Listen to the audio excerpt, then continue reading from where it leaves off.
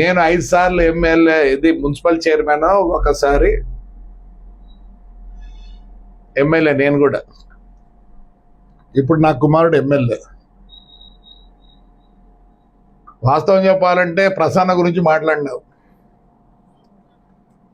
ప్రసన్న స్వయాన నా భార్య తమ్ముడు, శ్రీనివాసరెడ్డి గారి కుమారుడు. మరి మాకు ఉంది కదా. ఆయన ఒక్కసారి అయిన దానికి నువ్వు ఇంత బాధపడతానవే, 6 సార్లు ప్రసన్న అయిన దానికి బాధపడతానవే, మరి మేమెంత బాధపడాలా? అవును జగన్, మీరు యాపొద్దు ఎవరింటికి పోలేదే పవర్ ఉందని. సతీష్ రెడ్డి ఇంటికి పోయినారా? పోలేదే. మీ తాత పెద్ద ఫ్రాక్షనిస్టే, ఆయన ఎప్పుడు ఎవరింటి మీద పోలేదే, ఎవరింటి మీద పోలే. వాస్తవం చెప్పాలంటే మీ తాతగారు చనిపోయిన రోజు మధ్యాహ్నం వరకు బాగున్నది పులివెందుల. ఎందుకంటే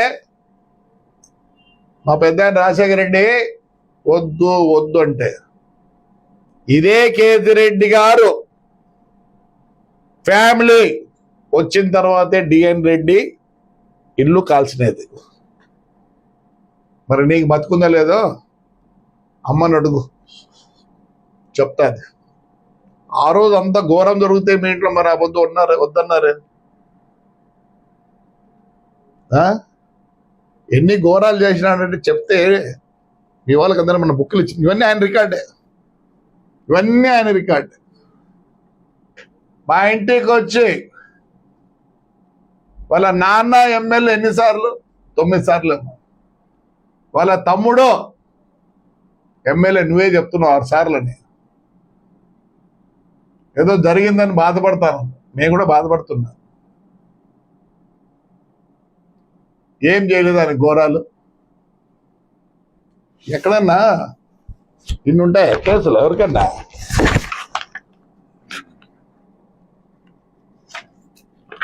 అయినా కానీ బాధపడలే. నువ్వు పొద్దు నూకులే ఉంటారు, ఆయనకి హైకోర్టు హైకోర్టు హైకోర్టు. ఇవన్నీ కార్యకర్తల పైన ఉండేటి